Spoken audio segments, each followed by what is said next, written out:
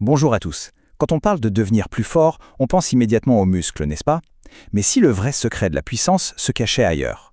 Aujourd'hui, on plonge dans le monde fascinant de cette infrastructure invisible qui soutient tout. Alors la force, c'est juste une affaire de muscles? Eh bien la réponse est un grand non. Parce que oui, les muscles sont les moteurs, mais ils ne sont absolument rien sans l'échafaudage qui transmet toute leur puissance.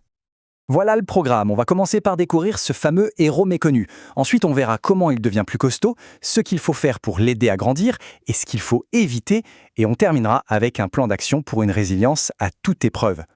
C'est parti. Oublions une minute le muscle qu'on voit dans le miroir. En dessous, il y a tout un système de soutien caché. C'est là que se trouve la véritable fondation de notre puissance et de notre résilience. Et ce héros de l'ombre, eh bien, ce sont nos tissus conjonctifs. La meilleure image, c'est vraiment celle d'un échafaudage interne. C'est la structure qui donne sa forme et sa fonction à tout le reste de notre corps. Mais concrètement, qu'est-ce que c'est? C'est un assemblage de cellules, qu'on appelle des fibroblastes, qui baignent dans une sorte de gel plein de protéines. Les deux stars, ce sont le collagène pour la solidité et l'élastine pour la souplesse. En clair, on parle de nos tendons, de nos ligaments et de nos fascias. Et leur boulot, il est juste énorme. Ils sont là pour transmettre la force des muscles, pour qu'on puisse bouger, pour encaisser les chocs, pour stabiliser nos articulations. Ils participent même à notre immunité. Bref, sans eux, aucun mouvement ne serait possible. Bon, maintenant on sait ce que c'est et à quel point c'est vital. La grande question c'est comment est-ce que ça devient plus solide? Le nom scientifique de ce processus, c'est l'hypertrophie conjonctive. Tout part d'un stimulus comme un entraînement bien intense. Cette tension, c'est comme un signal d'alarme pour notre petite équipe de chantier interne, les fibroblastes. Ils se mettent alors au boulot et commencent à produire du collagène en masse. Et puis, il y a une phase de remodelage. Les vieilles fibres sont remplacées par des nouvelles, plus solides et mieux organisées. Et ce qui est vraiment intéressant, c'est que ce renforcement est double. Ce n'est pas seulement quantitatif, on n'ajoute pas juste de la matière, non, c'est aussi qualitatif. Les fibres sont réorganisées de façon plus intelligente pour être plus résistantes.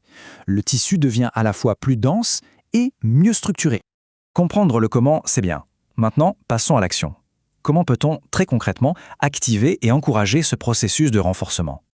Il y a surtout 3 types d'entraînement qui marchent très bien. L'entraînement en résistance, avec des charges lourdes, ça tire fort sur les tendons. La pliométrie, avec des mouvements explosifs, ça crée des pics de tension qui boostent la production de collagène. Et même l'endurance a son rôle à jouer pour améliorer la résistance générale. Mais attention, l'entraînement ne fait pas tout, loin de là.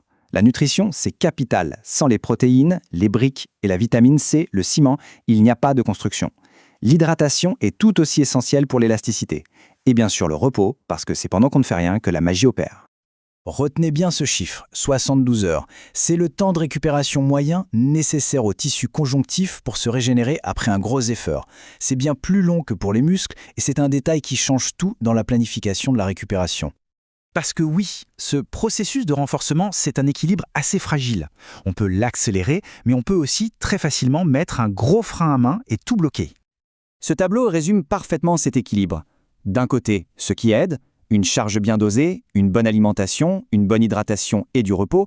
De l'autre, ce qui freine, la surcharge, le manque de repos, une nutrition pauvre et l'inflammation chronique. C'est assez simple en fait. Et il faut aussi parler d'un facteur inévitable, le temps.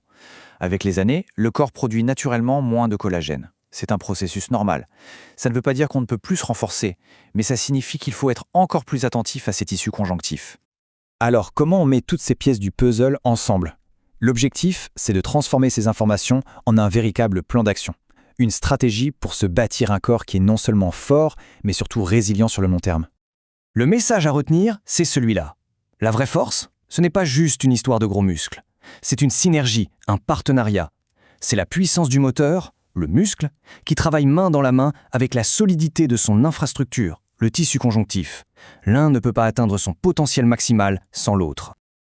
Et on termine avec une question pour la route. Maintenant qu'on sait qu'il est possible d'entraîner ses tendons et ses ligaments de manière aussi délibérée que ses muscles, qu'est-ce que ça change? Comment cette connaissance peut faire évoluer l'approche de la force pour la rendre plus complète, plus intégrée et au final plus intelligente?